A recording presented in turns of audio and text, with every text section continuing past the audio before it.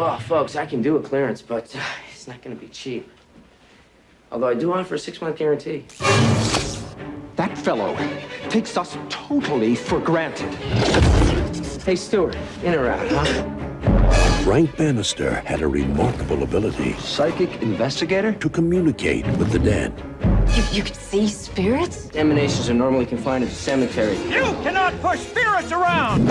although they do escape. And an uncanny knack We're gonna scare the living daylights out of your parents.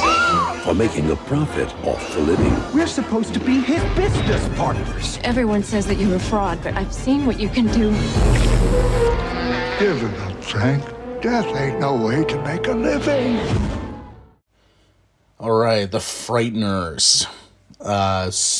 One of, I think, a super underrated film. All right, so let's get on with it. So, The Frighteners, I saw this movie very late to the game.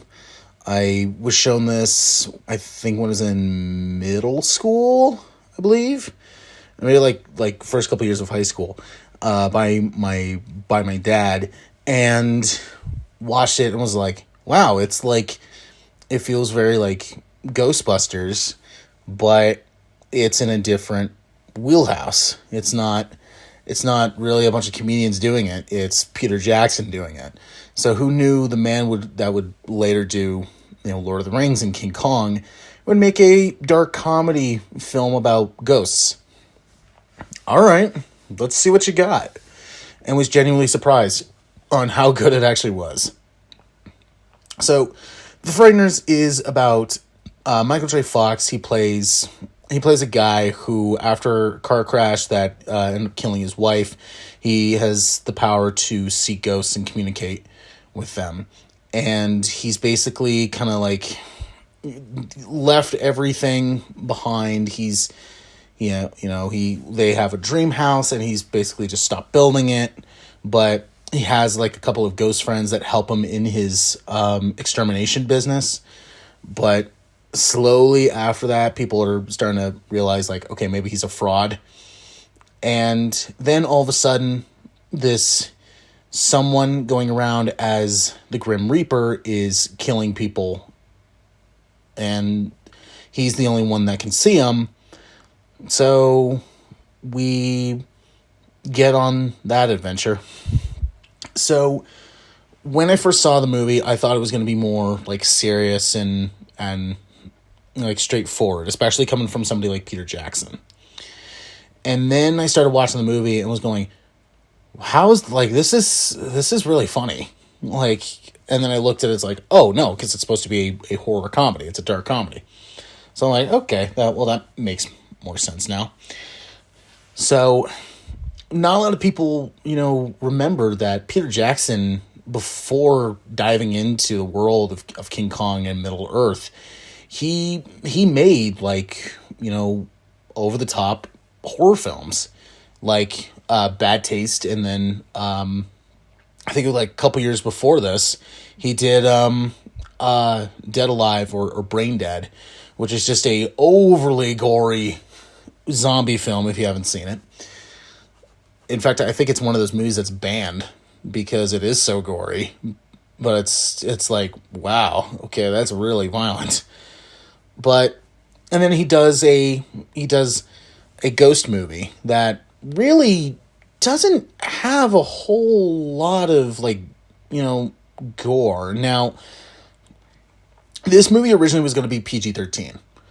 But when they sent it off to the MPAA, they gave it an R rating because the MPAA has just a whole bunch of stupid things that they do, and it's really idiotic. So if you watch this movie now, it's PG-13.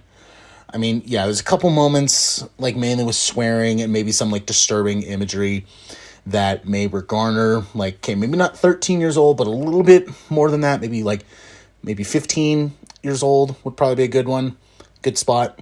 But it's definitely, like, if you watch it as rated R, it's like, yeah, okay. Like, all right. I probably this probably would have been more effective if I saw it a little bit younger, but it's still enjoyable.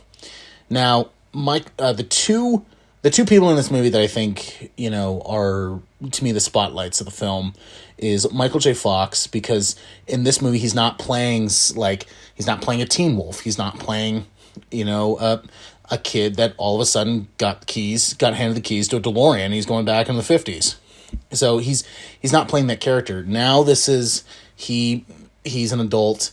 He's actually playing his part very seriously. He's not trying to be like overly comedic at all. He's actually a very grounded character where he has had loss and he's still kind of trying to deal with it. So, and he's just trying to shot through life as much as he can. But unfortunately, there's a quote in the movie that I think is a great quote. It was, "Death isn't a way to make a living." And it's just like, yeah, that's actually a good idea, but especially, you're not doing anything, you're just hanging around with a bunch of ghosts, and you're not really, trying to move on.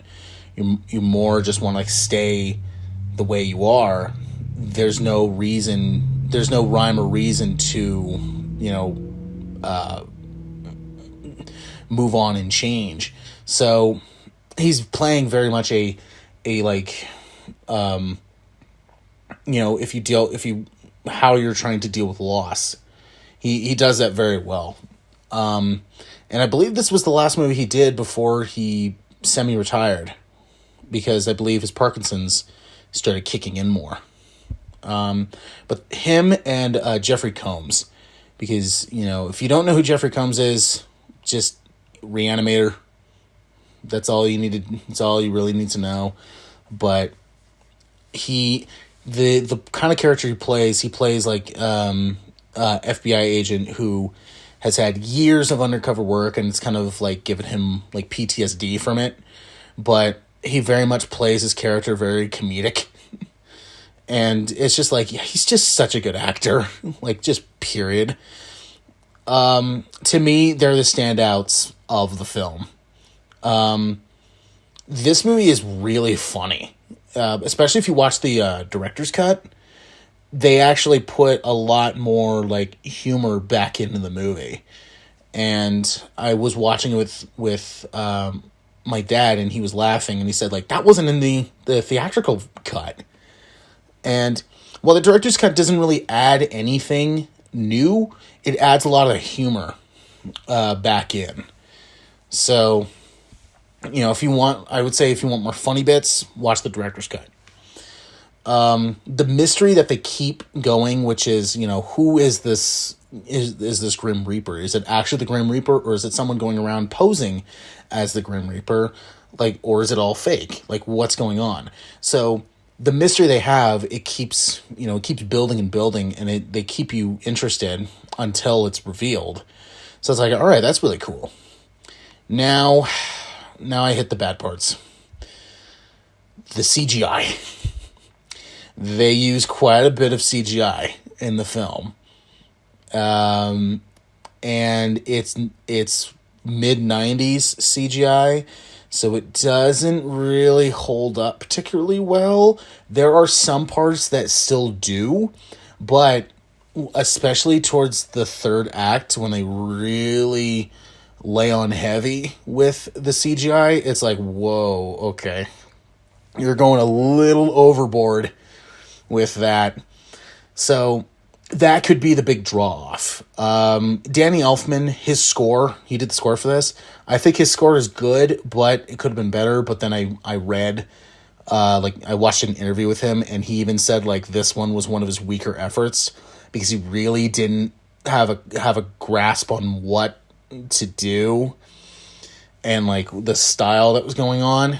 So he's kind of like, when you watch the movie, you definitely hear like styles of Burton and Raimi in there. And so you can kind of watch it and go like, it sounds like someone's mimicking Elfman and not realizing, oh, it's actually him. So, it's, I think the score works for the movie, but I would say listening to it by itself, it doesn't work. But as much as I love Danny Elfman, it's definitely one of his weaker efforts, but even he agrees so. So, it works for the film, but I would just say by itself, not so much. So, overall, Peter Jackson does a really, really good job at blending horror and comedy so well. It's a very difficult blend, but if you can get it just right, man, it works. And, the balance of horror and comedy in here does work. Now, like I said, the big turnoff is going to be the CGI. So, yes, I would say if this came out maybe like more 2000s and they wanted to use CGI, I think it would have looked a little better. But the fact it is mid 90s, so I'm pretty sure they were still using Windows 95. It just it looks a bit dated in certain regards.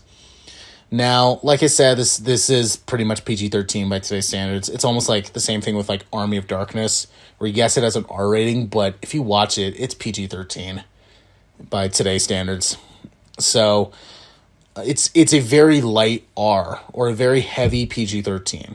So, but this is a fun, funny, and at times pretty spooky ghost movie that I think a lot of people would like, especially if you're a big fan of Peter Jackson. I would give this a grade. So if you want to check out more stuff from Peter Jackson that isn't like, like a giant monster like King Kong or like elves and like Middle Earth like Lord of the Rings, if you want to watch him do like more step outside of a comfort zone instead of those like action adventure films and do more of like a horror comedic film, this is a good one to go with, especially if you're a big fan of ghost stuff. I've seen a figure in a cape. That was the soul collector.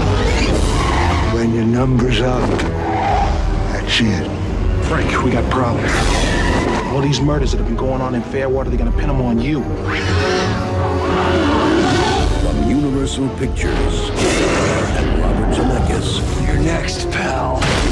And acclaimed director Peter Jackson. We don't stop till the screaming starts, you dig? The Frighteners.